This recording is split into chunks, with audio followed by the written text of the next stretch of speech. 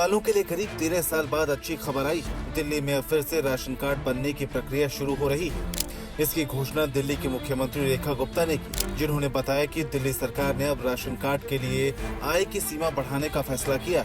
दिल्ली की मुख्यमंत्री रेखा गुप्ता ने गुरुवार को घोषणा की कि राशन कार्ड बनाने के लिए सालाना आय की सीमा बढ़ाई जाए। अब ये सीमा बढ़ाकर 2.5 लाख रुपए प्रतिवर्ष करने का प्रस्ताव है। दरअसल कुछ वक्त पहले राशन कार्ड के लिए परिवार की सालाना आय की सीमा 1 लाख से बढ़ाकर 1,22,000 रुपए की गई थी। अब इसे बढ़ाकर 2.5 लाख करने की तैयारी है। दिल्ली में राशन कार्ड के लिए आय की सीमा 2.5 लाख रुपए करने के लिए मंत्रिमंडल में चर्चा हो रही है और इसे को जल्द ही पारित भी किया जाएगा। दिल्ली सरकार की ओर से नए राशन कार्ड बनाने की प्रक्रिया को पूरी तरीके से डिजिटल रखा गया है।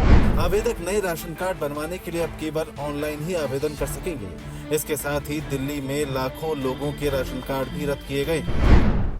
1,44,000 लोग ऐसे थे जो कि इनकम क्राइटेरिया के ऊपर थे और 35,800 लोग ऐसे थे जो कि राशन उन्होंने 1 साल से लिया ही नहीं था, यानी कि उनको राशन की जरूरत ही नहीं थी, वो राशन लेते ही नहीं थे, पर उनके नाम के राशन कार्ड लगातार चलते जा रहे थे। उसी तरीके से 29,580 केसेस ऐसे थे जिनकी डेथ हुई थी और उनका भी नाम राशन में चढ़ा हुआ था और ऐसे ही 23,394 बेनिफिशरीज ऐसे थे जो कि डुप्लीकेट थे। अलग अलग जगहों से 2 जगह से वो लोग राशन ले रहे थे।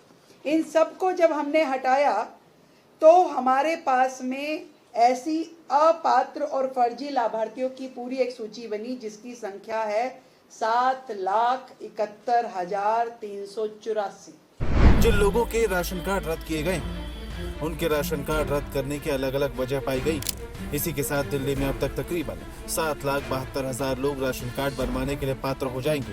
जांच में ये सामने आया कि 1,44,000 लोग आय की शर्त पूरी नहीं कर रहे थे, 35,800 लोग राशन नहीं ले रहे थे, 29,580 लोगों की मौत हो चुकी थी, 23,394 राशन कार्ड डुप्लीकेट पाए गए। राशन वितरण व्यवस्था में बड़े स्तर पर डिजिटल सुधार किए गए। राशन दुकानों पर पारंपरिक वजन मशीनों की जगह ई-वेइंग मशीन लगाई जा रही है और बायोमेट्रिक पंजीकरण अनिवार्य किया गया है।